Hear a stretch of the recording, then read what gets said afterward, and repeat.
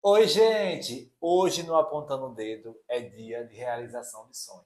Eu sempre quis trazer livros aqui para vocês, trazer cultura, trazer música.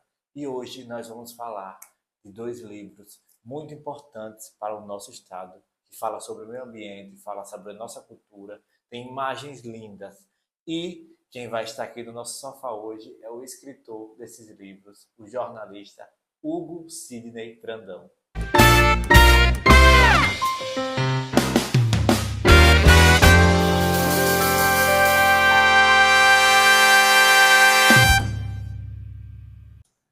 E ele já está aqui no nosso sofá para falar sobre as suas duas obras. Hugo, seja bem-vindo ao nosso programa. Eu queria tirar uma dúvida com você. Você é escritor, jornalista, ou você tem mais outra profissão? Eu sou um cara de múltiplos interesses. Sou formado em comunicação, exerço jornalismo já há quase 3 décadas. Sou professor e sou um ávido pesquisador, né? Um filho de professora que virei um estudante profissional. E a paixão pela descoberta, a paixão pela pesquisa é uma coisa que sempre fez parte da minha vida desde a infância, né? Sempre busquei conhecer coisas, conhecer pessoas, conhecer lugares, e isso é uma coisa que me motiva a realizar projetos pessoais e profissionais, tentando mostrar isso também às outras pessoas, né? Eu sou curioso e quero também atender a curiosidade dos outros. Esses livros que você fez, começou a pesquisa há quanto tempo atrás? Na realidade, essa paixão pelas coisas de Sergipe começou na faculdade ainda, né? Eu tive duas pessoas que foram importantíssimas nessa decisão. Uma colega de profissão e um professor que, infelizmente, não estão mais entre nós, que era a Silvia Oliveira, que foi uma jornalista especializada em turismo, inclusive fundadora de uma associação de jornalistas de turismo daqui, e o professor Luiz Fernando Soutelo, que era um grande pesquisador, um grande entusiasta sobre a história de Sergipe, né? A família dele tem um patamar de reconhecimento histórico interessante, eles mantêm, inclusive, uma fazenda que é um engenho ali nas margens da linha verde. Então, as aulas dele, para mim, de uma disciplina chamada Cultura Brasileira, era um alimento para minha alma. Sabe? Eu vibrava, não piscava o olho, ele contando as coisas de tanta coisa fantástica que Sergipe tem e que a gente muitas vezes não conhece. Você é inundado, né, pela grande mídia. Sim. A comunicação de massa ela vem dos grandes centros para os pequenos centros, e nós temos uma característica, né? Nós estamos entre dois grandes polos culturais, Bahia e Pernambuco. A gente Exatamente. ficou meio que num hiato ali, então isso a gente ainda tem uma certa dificuldade dessa identificação. Então, o meu papel com essas duas obras e com outros projetos é tentar trazer isso também, sabe? A gente tem muita coisa interessante e muita coisa a ser mostrada, sobretudo para as novas gerações, sabe? Tem coisas históricas nossas que são muito importantes que a gente mesmo conheça. Uma coisa que eu queria saber de você. Foi difícil começar? Você ficou travado, alguma coisa do tipo, para poder chegar ao primeiro fio da meada de começar os livros? É sempre muito difícil, assim. Na realidade, um projeto desse, né? O que é que eu digo? O que é minha especialidade, minha paixão? É o chamado projeto editorial. Você tem que ter um projeto onde você vai responder perguntas. Por que é interessante você fazer isso? Para quem você fazer isso? E o que você vai pesquisar? Então, você elaborando o projeto, você responde essas perguntas. E o grande elemento aí, como é no meu caso, como é no caso da maioria das pessoas, você precisa de um apoio financeiro, de um aporte financeiro para fazer isso, né? O chamado patrocínio. E é difícil, sabe? A gente bateu em várias portas. Infelizmente, na maioria das portas locais, a gente não recebeu o sim. Curiosamente, são duas publicações, dois livros que tem Sergipe na capa e são patrocinados por multinacionais. Ao mesmo tempo que isso foi houve um grau de dificuldade elevado, também é um motivo de orgulho você perceber que as pessoas de fora têm essa percepção sobre a valoração das coisas de Sergipe. Eu consegui aprovar dois projetos editoriais, a gente passa por uma banca, mais ou menos como se fosse um TCC, para eu justificar por que a empresa tem que patrocinar isso aqui, tem que patrocinar o outro. Qual é a relevância disso? Então, é esse papel que a gente tem. A dificuldade é grande porque você tem que, primeiro, montar um bom projeto, né? Criar elementos que sejam consistentes para você poder convencer as pessoas a investir nesse tipo de projeto. E me desculpe aqui falar, mas eu acho que obras assim deveriam ser de extremo interesse, principalmente do comércio local, porque leva o que a gente tem para fora, não é isso? E não é só na questão de livros, mas também na questão de artistas locais também. A gente ouve muito isso, né? Que é muito difícil encontrar patrocínio para qualquer coisa que seja local. E fiquei muito feliz que você conseguiu esse patrocínio de multinacionais grandes. E o livro, ele é bem vendido, por uma pesquisa que eu vi na internet. Isso mostra que a nossa cultura é bem rica e que as pessoas se interessam. Então, fica aí a dica para os comerciantes locais, os empresários, olhar mais para as obras do nosso estado, não é isso? Sem dúvida. Agora, falando primeiro desse livro aqui, Do Litoral ao Sertão, que quando você me entregou ele, você falou que um rapaz viu uma imagem, né, do catado de caranguejo e ele Uhum. chorou. E esse livro aqui, eu acho que eu chorei umas 3 vezes quando eu vi, porque vi imagens da minha infância. Tem uma imagem aqui que é de Dores. Algumas imagens a gente vai mostrar aí pro pessoal, mas fica aí para vocês buscarem o livro na internet e comprarem, tá? Eu vi algumas imagens que realmente foi o que parecia que já tinha visto antes, porque o fotógrafo que foi o fotógrafo Foram, Márcio Garcês, né? são três colegas aí. Márcio Dantas, Márcio Garcês e Lúcio Teles. Ele foi muito feliz nas escolhas de ângulos das fotos e os textos que você fez. Qual foi a sua inspiração? Você criou os textos na hora mesmo, olhando para as imagens, ou você ficou em casa pensando o que ia escrever? Na realidade, esse livro ele é fruto, é um sonho, né? Um objeto, eu tenho ele como um filho, inclusive, do ponto de vista de realização emocional. Ele é fruto de um trabalho que eu exerci durante muito tempo com esses colegas. Nós éramos assessores do então governador Marcelo Deda, né? Eu posso dizer com orgulho que eu sou um dos sergipanos que conheço 75 municípios. O que eu menos tive 3 vezes. Então, você percorrendo o Estado em diversas situações, né? Em eventos, em inaugurações, em pesquisas, em obras, você visitando esse contexto que o Estado oferece, quem tem um pouquinho de sensibilidade, como é o caso desses meus queridos colegas, você cria ideias. Cara, que legal aquilo ali. Às vezes não dava para fazer na matéria que a gente ia fazer, mas você fazia a imagem daquilo e você ficava com aquilo na mente, né? Para depois pesquisar. Isso aqui, na realidade, ele é um substrato do trabalho que a gente fazia percorrendo o Estado, acompanhando o Marcelo Deda. Mostrando isso aí que você falou. Tipos humanos, gastronomia, né, história, aspectos de peculiaridades do próprio engenho do sergipano, que é muito inventivo, é muito criativo em certas coisas. Então, esse olhar foi fruto disso, com a inspiração que eu tinha das histórias que eu via na faculdade, né?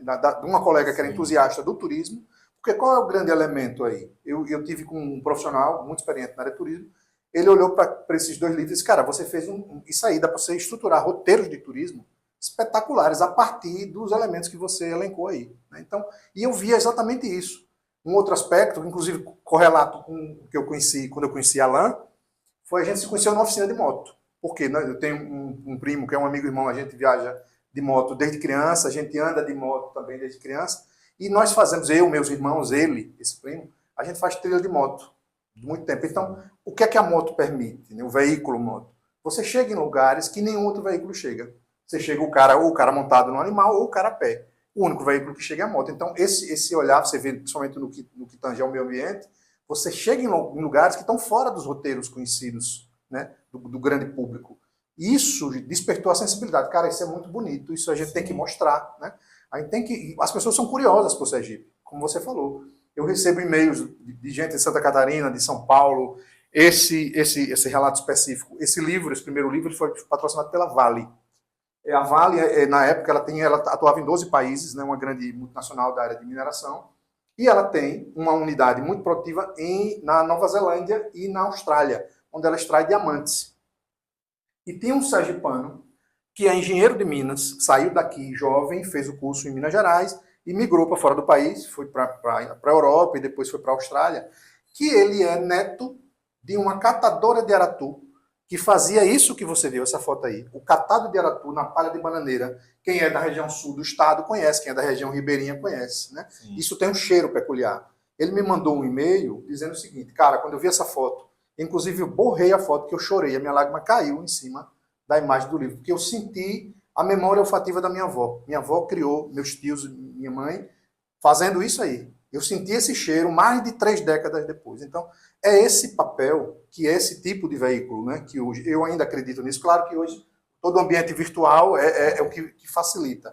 Mas o livro em si, o livro de imagem, que é essa proposta, você cria uma relação sensorial com ele. Né? Como você vê, você percorre, qual é o objetivo dele? Quem é sergipano vai se identificar com alguma coisa, E quem não é sergipano vai encontrar alguma coisa aqui para ter elementos mais ou menos do que é Sergipe. A gente tentou mostrar, né, um pouquinho do que Sergipe oferece. E o livro inteiro, para mim, realmente tem cheiro, porque a gente vê o mangue, aí vem o cheiro do mangue, aquele que a gente conhece, a foto de Dores mesmo, falando sobre, mostrando os penitentes.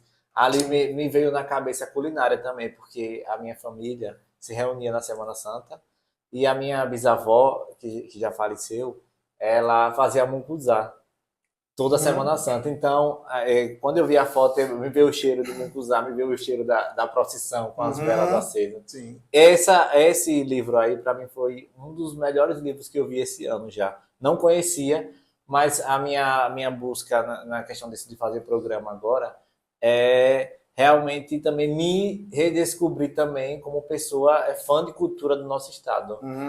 Uma dúvida que eu tenho, você falando aí sobre o saudoso Deda, tem algum texto, alguma frase aqui que ele inspirou falando alguma coisa? Sem dúvida, né? Eu, como falei nisso, sou filho de professora, né? Sempre busquei ser um bom aluno e, assim, quem teve a oportunidade de ouvir um discurso de Deda, né? E eu vi isso durante 13 anos, ele tinha um dom que é o dom da retórica, né? O dom da oratória, que faz o que? Toca no coração e na mente. Né? Isso é uma habilidade de poucos. Hoje raramente você vê lideranças que têm esse dom. Ele era um cara que tinha esse dom. Né? E eu tive a honra, o privilégio de ouvir Deda falar de Sergipe fora de Sergipe. Tem todo um contexto, sabe? Quando você tem um cara daquele como um representante seu, você chega no lugar, ele ocupava o espaço. Eu vi cenas, por exemplo, você chega no Senado, é conturbado o ambiente, é muita gente falando ao mesmo tempo, ele subia na tribuna, começava a falar, 5 minutos depois estava todo mundo parado, pausado, olhando, prestando atenção no que ele estava falando. Né? Ele tinha esse dom, era um dom dele. E fruto de uma habilidade, que eu digo assim, extrasensorial. Ele tinha uma inteligência absurda. E essa sensibilidade de mostrar isso, que o sergipano, sem demérito nenhum dos nossos, né, colegas e conterrâneos, entre aspas, nordestinos, baianos, alagoanos, pernambucanos, todos temos, cada um tem o nosso valor, mas ele tinha essa característica de exaltar as coisas de Sergipe, de falar das coisas de Sergipe. Isso me tocava profundamente.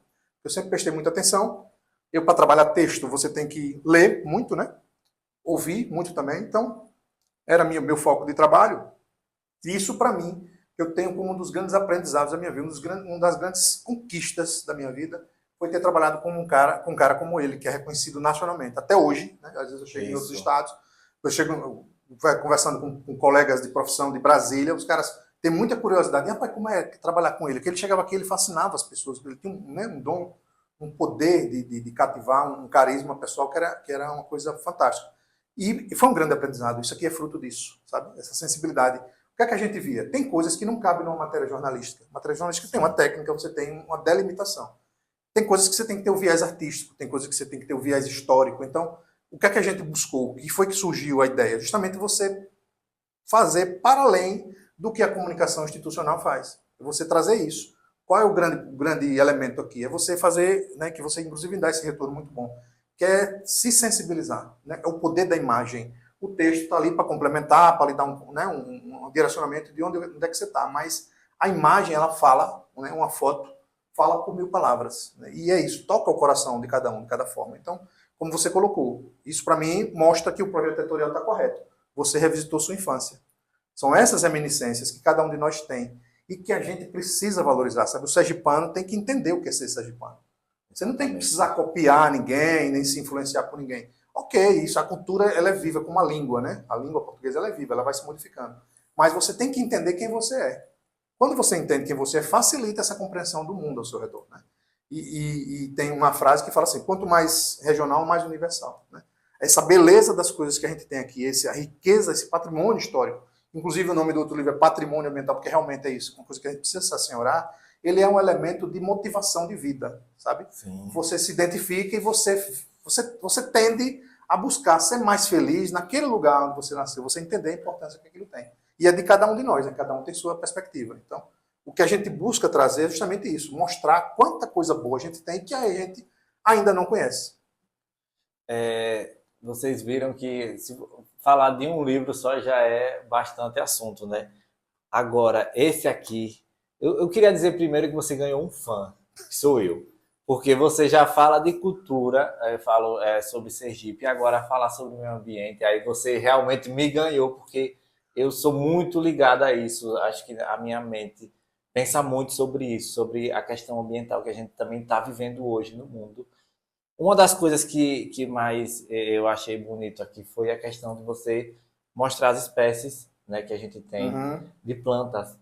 E acho que a maioria que eu não conhecia. uhum, Muitas eu não conheci, algumas já vi também, justamente da minha infância. Só que vocês descobriram uma espécie de macaco aqui sergipano, não foi? uhum. A gente mostrou ele aí, né? Sim, tá a imagem aí para vocês verem a espécie. Você poderia falar um pouquinho sobre ele? Como vocês descobriram? Foi por acaso? Como foi?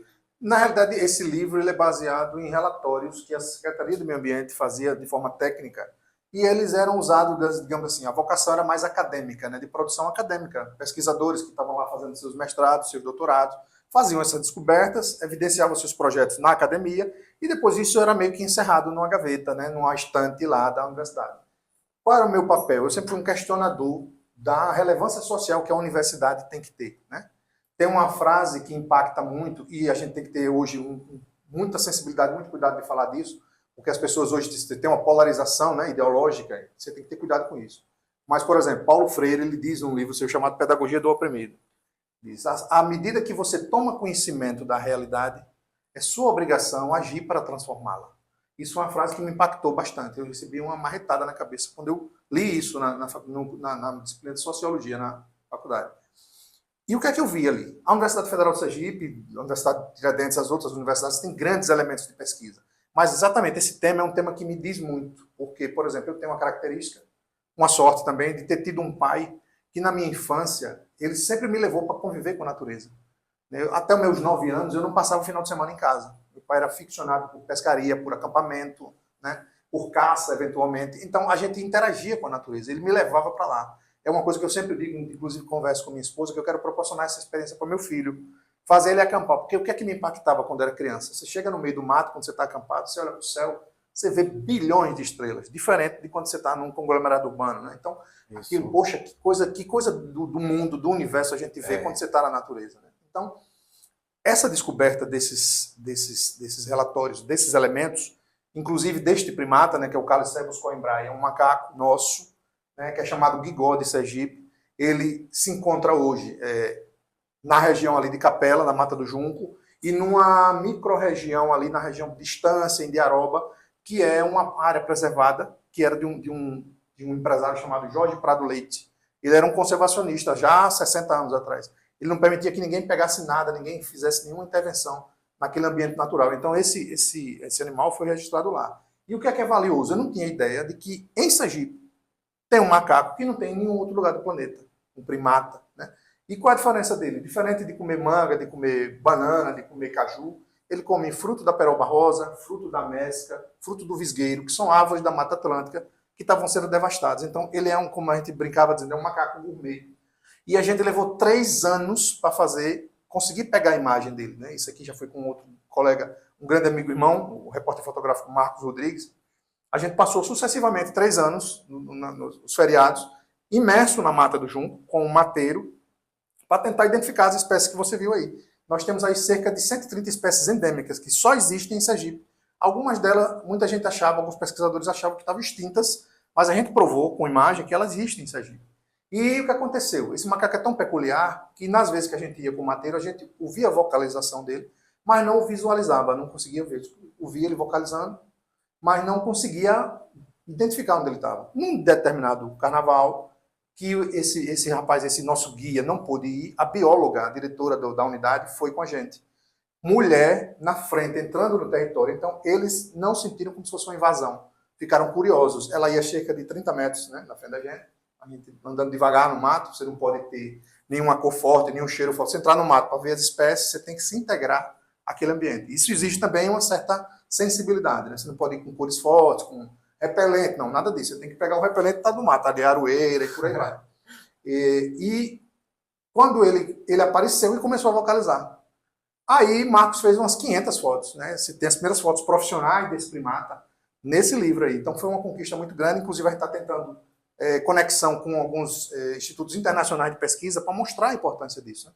Eu sou ficcionado por documentário, né? Discovery, History Channel, adoro essas coisas. E a gente está tentando vender para eles, porque eles pesquisam coisas do mundo todo. Uma minhoca que tem na Namíbia, né?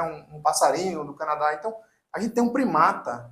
E nem o sergipano, poucos sergipanos sabem, pouquíssimos brasileiros sabem, e muito menos assim, o senso geral da população.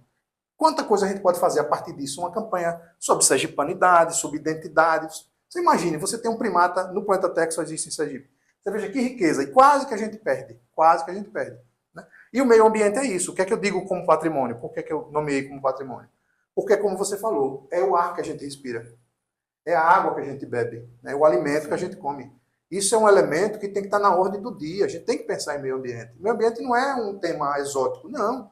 Ele é um tema do nosso dia a dia, da nossa qualidade de vida. Então, a tentativa desse livro é trazer esse resgate, mostrar o belo, que você sensibiliza com a imagem bonita, e você fazer com que as pessoas se assenhorem nisso, e a sociedade realmente se envolva nesse tema. Que existe algum projeto para realmente ajudar a essa espécie a não ser extinta, né? Porque Sim, eles vão desmatando, desmatando, desmatando. sim. Poderia acabar matando até os bichos e sem a gente não ia nem saber dessa existência, né? Exatamente. Por exemplo, por que é que a gente tem hoje uma unidade? Marcelo Della teve também a sensibilidade no mandato dele, de governador do estado, de criar as primeiras unidades ambientais estaduais. Você tinha unidades federais, como a Serra Itabaiana, como o Morro do Urubu aqui, que são de atribuição federal. E nós temos, por exemplo, a reserva da Mata do Junco, onde está o Guigó, e a reserva da Grota do Angico, que é outro centro de pesquisa do bioma Caatinga, lá da Universidade Federal de Sergipe, que a gente recebe pesquisadores do mundo todo. Hoje você chega lá, tem alemão,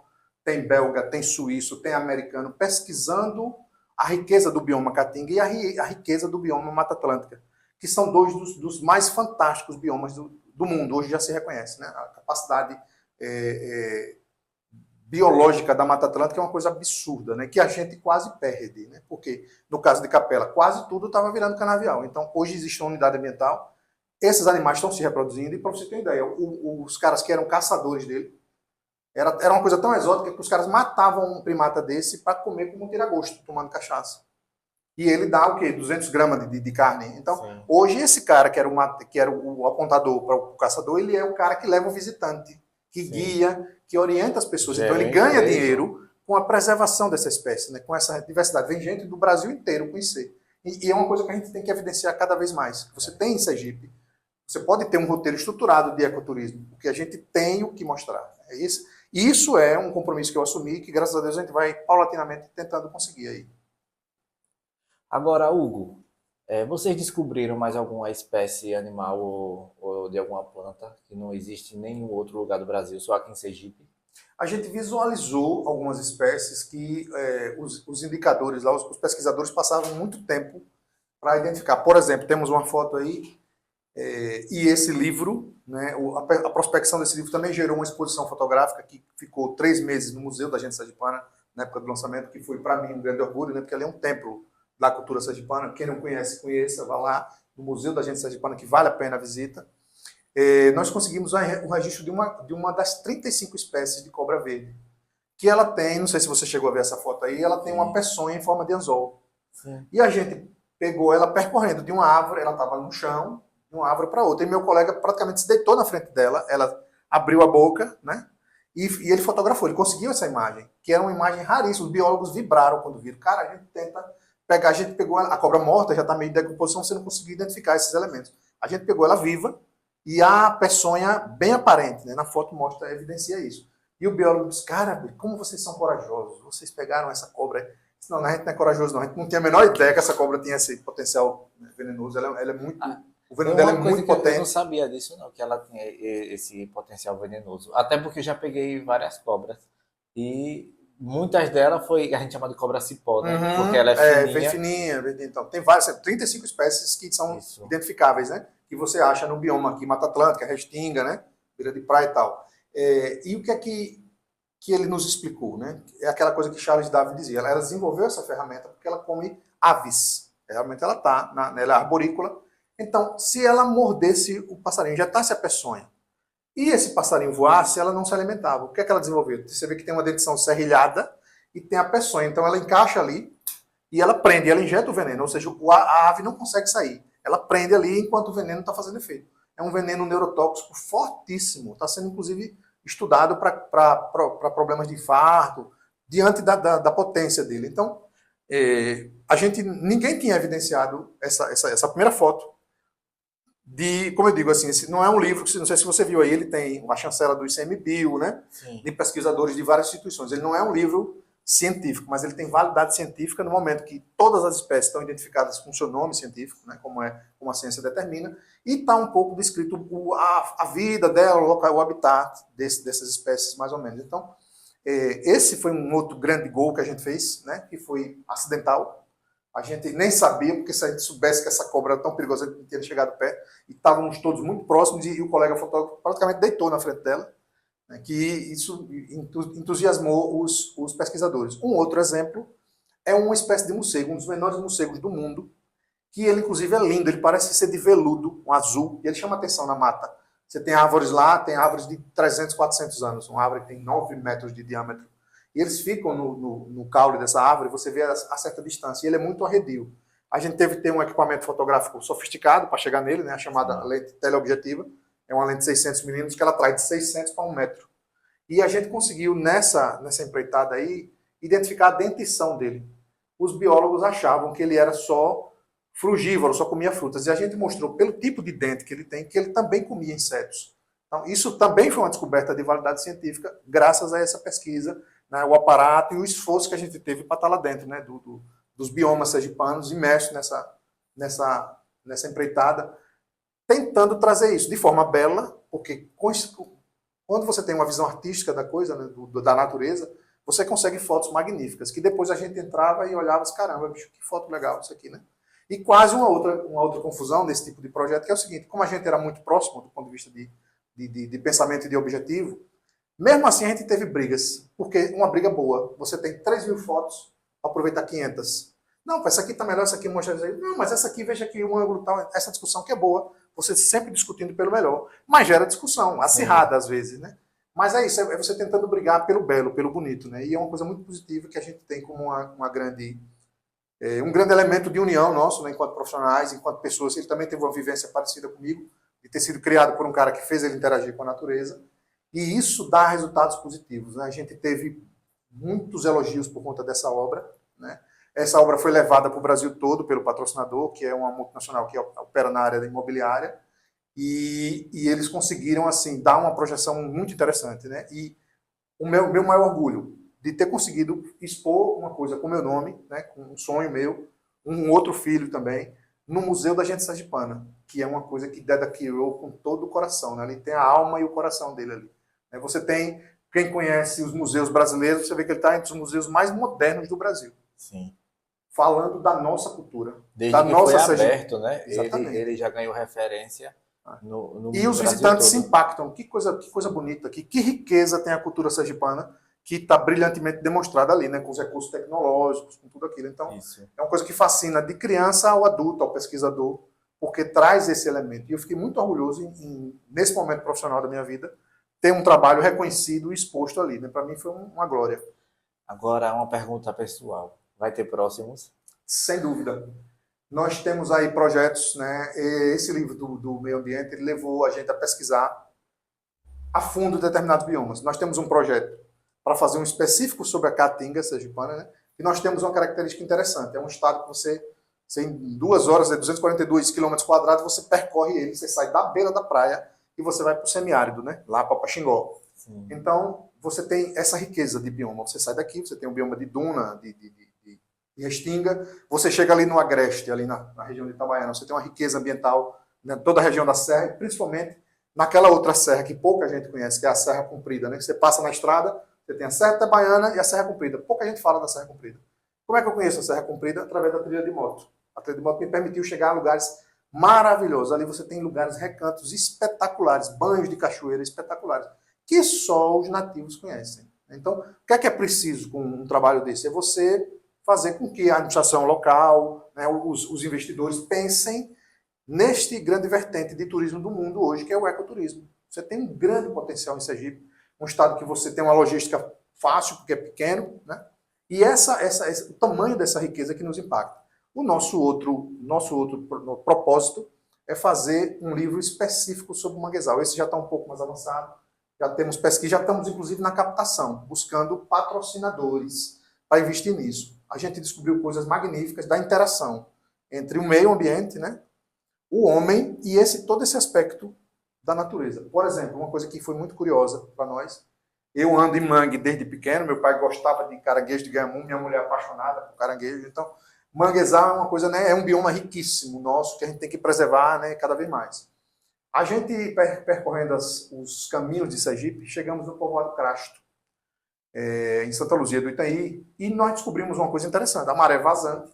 Você tem aquela lama que você entra até o joelho, né, nela, você tem uma dificuldade e tal. E você tem ali a coleta de crustáceos, a coleta de mariscos e tal. E a gente descobriu um grupo de pescadores lá de determinada localidade que eles construíram um tipo de calçado que é feito com aquela parte do coqueiro que parece uma canoinha, né? Chama de baca do coqueiro, a palha, um pedacinho de borracha de pneu e cordão. Eles fazem um calçado que eles praticamente flutuam na lama. Aquilo, eles pescam, eles captam um crustáceozinho que tem um alto valor comercial que você só consegue na baixa mar, né? Na maré baixa. Sim. E eles conseguem caminhar na lama com aquilo ali. Eu disse, caramba, veja que inventividade do ser humano, do sergipano.